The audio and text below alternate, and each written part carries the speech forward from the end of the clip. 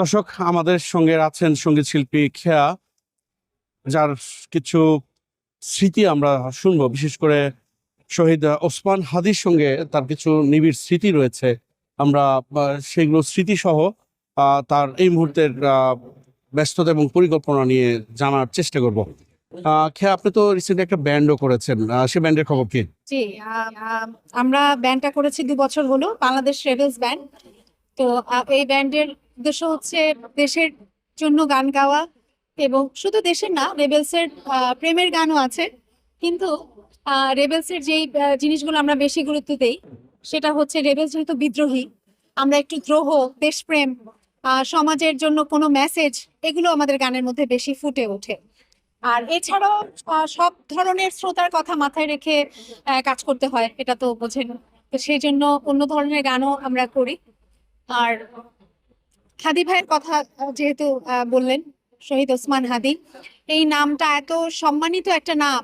এই নামের সঙ্গে যতবার এই নামের জন্য আমি কথা বলতে পারছি, আমার নিজেকে খুব সম্মানিত বোধ করি আমি আরো বেশি তখন। হাদি ভাইকে অ্যাকচুয়ালি, হাদি ভাই আমাকে বলতেন যে, মানে যতটুকু ওনার সঙ্গে খুব অল্প সময় আমার পরিচয়, 1.5 মাস হবে, কিন্তু এই 1.5 মাসের পরিচয় উনি আমাকে বলেছিলেন, আমাকে বোন ডেকেছিলেন, আমাকে আপা বলতেন। তো উনি আমাকে বলেছিলেন যে, আপা, আপনারা বাংলাদেশ রেডিওসে এমন কিছু গান করেছেন যেই গানগুলোর সাথে, কথাগুলোর সাথে আমার চিন্তা চেতনা, আমার যে দেশপ্রেম বা আমার যে দেশ নিয়ে ভাবনা, সেটা একদম মিলে যায়। বাংলাদেশপন্থী গান করেন আপনারা, এটা আমার খুব ভালো লাগে। তো আমার মঞ্চে আমি মনে করি যে আপনাদের থেকে যোগ্য আর মানুষ আমি পাবো না। তো এই জন্য ঢাকা 8 আসনের যে কনসার্টটা হলো, তো সেই কনসার্টে উনি আমাদেরকে, মানে বাংলাদেশ রেবেলসকে উনি ডেকেছিলেন। উনি ওনার এর আগে আমরা ইনকিলাব কালচারাল সেন্টারে গিয়েছিলাম, এবং সেখানে যাওয়ার পরে উনি আমাদের সাথে বসেছেন, মিটিং করেছেন, বলেছেন কি ধরনের গান আমরা ওইখানে ওদিন গাবো, সেগুলো নিয়ে কথা হয়েছিল। এটা ওনার সঙ্গে একটা ভালো স্মৃতি আছে। সেদিন ওনার চিন্তা ভাবনা আরো অনেক বেশি বুঝতে পেরেছিলাম ওনাকে, মানে আসলে কাছ থেকে না দেখলে বা না বুঝলে, বা ওনার কথাগুলো যখন এখন আপনারা শুনবেন ভিডিও ক্লিপসে, আপনারা বুঝতে পারবেন যে ওনার চিন্তার গভীরত্বটা কতটুকু। এমন ভাবে বাংলাদেশের কথা কাউকে বলতে শুনেছি আমরা, এত বিপ্লবী হয়ে, আমার মনে হয় না। আর এই প্রজন্মের অনেক কিছু শেখার আছে ওনার কাছ থেকে। এবং এখনকার সবচেয়ে মজার বিষয় কি জানেন, এই যারা ওনার মৃত্যুর জন্য দায়ী, ওনারা আসলে, আমার মনে হয় ওনারা সবচেয়ে বড় যেটা ভুল করেছেন সেটা হচ্ছে, এখনকার প্রজন্ম কিন্তু শহীদ হতে প্রস্তুত, এটা ওনাদের মাথায় নাই। ওনারা মনে করছেন এক হাদিকে শেষ করে দিলাম, এই হাদি সব আমাদের এখানে সব শেষ হয়ে গেল, আর বোধহয় এরকম হবে না। এটা ভুল। কারণ এখনকার প্রজন্ম তাকে ধারণ করছে, সে আইডল হয়ে গেছে অলরেডি। আপনি ইউনিভার্সিটিতে গেলে দেখবেন, আপনি ছাত্রছাত্রীদের সঙ্গে কথা বললে বুঝবেন তারা হাদি ভাইকে কিভাবে ধারণ করছে। বাচ্চা থেকে শুরু করে বয়স্ক মানুষ পর্যন্ত, যারা আমি মনে করি দেশকে মনে প্রাণে ভালোবাসে, তারা অবশ্যই হাদি ভাইয়ের চিন্তা চেতনাকে নিজের মধ্যে ধারণ করে, তার আদর্শটাকে তারা নিজের মধ্যে ধারণ করে, তারা বোঝে। এবং সবাই শহীদি মৃত্যুর কামনায় কিন্তু এখনো রাস্তায় আছে হাদি ভাইয়ের হত্যার বিচারের জন্য। আমি মনে করি আমাদের প্রশাসন অনেক নড়বড়ে, কারণ এতদিন আসলে লেগে গেল, এবং এখনো বিশ্বাস করি না, এখনো বিশ্বাস হয় না যে এইভাবে ওনার মৃত্যু হয়েছে। আমার মনে হয় যে এখানে আরো অনেক কিছু আমাদের যাচাই বাছাই করার প্রয়োজন আছে। এই ইনফরমেশনটা আসলে এখনকার প্রজন্ম এইভাবে নিবে না, এটার পেছনে তারা যাবে, এটার গভীরে যাবে, এবং এটা আসলে এটার পেছনে কারা জড়িত আছে তারা সেটাকে খুঁজে বের করবে, এটা বিশ্বাস করি আমি। তো আপনি বলছিলেন আমার আদার ক্যারিয়ারের কথা, যে আমার ভবিষ্যৎ পরিকল্পনা বা আমি কি করছি।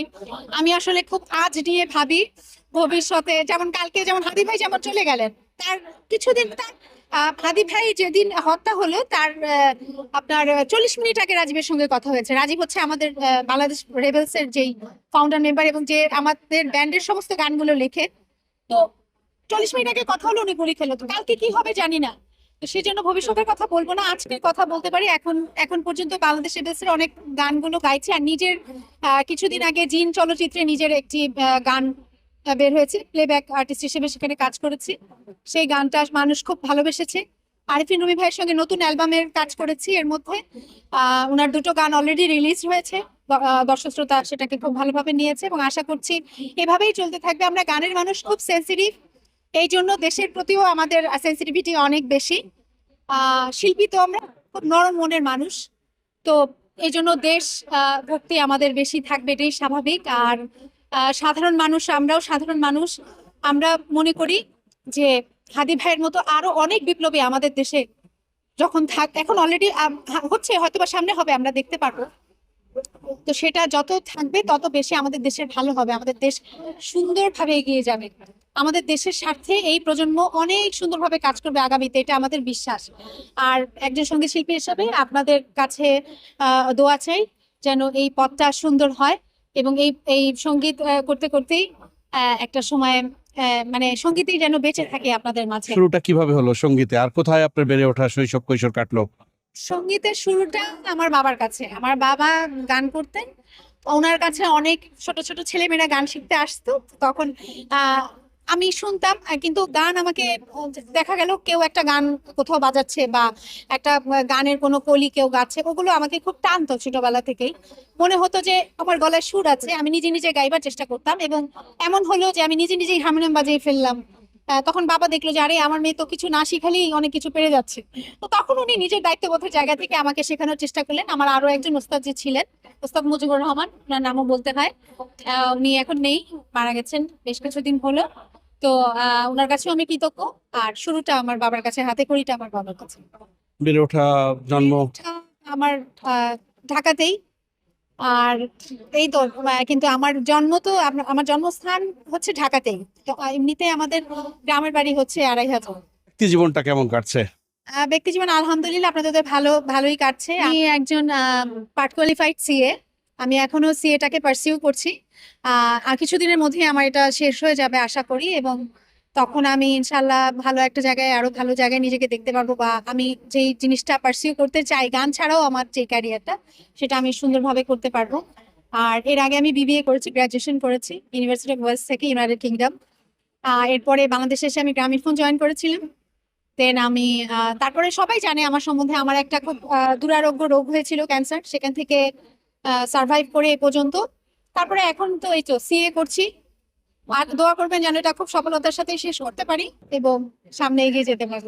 বলছিলেন যে শিল্পীদের মধ্যে সেন্সিটিভিটিটা অনেক বেশি থাকে, তারা অনেক আবেগপ্রবণ হয়। আপনার আবেগের মাত্রা কেমন? আসলে আমার না, এটা সব শিল্পীদেরই ইমোশনাল, এরা এত বেশি থাকে। এই জন্য দেখবেন শিল্পী জীবনে ভুলও হয় অনেক বেশি, কারণ ইমোশন থেকে ভুল হয়, আবেগপ্রবণ থাকে এরা। এবং শিল্পী জীবনে মানুষের প্রতি এদের ভালোবাসাও অনেক বেশি থাকে। দেখবেন এদের মানুষের প্রতি অনেক মায়া থাকে, অনেক মহব্বত তৈরি হয় এদের মানুষের জন্য। সেটা যে কোনো মানুষ হতে পারে, এবং এরা সহজেই খুব অল্প সময়ের মধ্যে কোনো পরিবেশে মিশে যেতে পারে, কারণ এদের মনটা এত সফট হয়। তো শিল্প চর্চা করে যেতে চাই, কারণ শিল্পে মানসিক বিকাশ ঘটে, মানসিক শক্তিটাও অনেক বাড়ায়, এটা মনে করি। পাশাপাশি যে যার ক্যারিয়ার যার যেভাবে আছে সে তো সেভাবে এগোবেই, তবে শিল্প চর্চাটা জরুরি, এটা মানসিক বিকাশের জন্য জরুরি।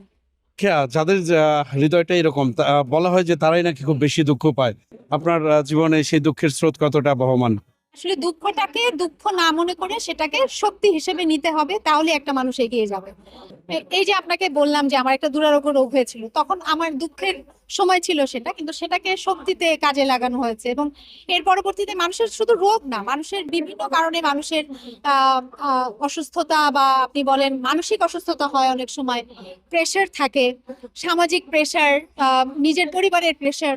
তো এগুলোকে আসলে নেওয়া যাবে না। যারা শিল্প চর্চা করে, এটা আমার মনে হয় ওনাদের জন্য বেসিক মেডিসিন হচ্ছে, ওনারা শিল্প চর্চা করলেই কিন্তু অনেকটা এই জিনিসগুলো কেটে যায়। আর আমি আরেকটা কথা বলতে চাই, সবচেয়ে যেটা জরুরি সেটা হচ্ছে আল্লাহর সাথে আপনার কানেকশন, আল্লাহর প্রতি ইবাদত। আপনি যদি আল্লাহর সাথে আপনার কানেকশনটা ঠিক রাখেন, আল্লাহর প্রতি ইবাদতটা ঠিক রাখেন, দেখবেন যে আপনার সব কিছুই খুব ক্ষুদ্র মনে হবে। তখন মানে মনে হবে যে জীবনটা অনেক সুন্দর, কোনো ব্যাপারই না। হাদি ভাই হাসতে হাসতে চলে গেছে না, ওনার এই মৃত্যুটা, উনি তো হাসতে হাসতে চলে গেছেন। খেয়ার জীবনে প্রেম ভালোবাসা? ব্যক্তিগত জীবন নিয়ে সঙ্গীত শিল্পী খেয়ার মধ্যে আনতে চাই না আমি। আমার সন্তান আছে, সন্তানদের নিয়ে অনেক স্বপ্ন আছে, সন্তানরা জীবনে এগোবে এটা চাই। আর আমার মনে হয় যে আমি যেভাবে শিল্প চর্চা করছি, আমার কোনো সন্তান যদি মনে করে যে তারাও শিল্প চর্চা করবে, তারা করবে, বা তারা পড়াশোনা তো অবশ্যই তাদের করতে হবে। এবং আমি মনে করি আল্লাহর প্রতি আমার যেই মানে আল্লাহর সাথে আমার যে কানেকশনটা, নামাজ পড়া নিয়মিত, বা একটা মানে আল্লাহর সাথে যে কানেকশন মেনটেন করা, সেই জায়গাতেও তারা আল্লাহর প্রতি সবসময় কৃতজ্ঞ থাকবে আমৃত্যু। আর খাদি ভাইয়ের মতো মানুষ যদি হতে পারে আমার সন্তান, তাহলে আমি মনে করি যে ভীষণ পাওয়া হবে আমার জন্য। দর্শক, এতক্ষণ আমাদের সঙ্গে ছিলেন সঙ্গীত শিল্পী খেয়া। নিশ্চয়ই আগামীতে নতুন কোনো অতিথি নিয়ে আবারও চেষ্টা করবো আপনাদের সামনে হাজির হতে। ততক্ষণ পর্যন্ত সবাই ভালো থাকবেন, সুস্থ থাকবেন, এনটিভির সঙ্গেই থাকবেন। আল্লাহ হাফেজ।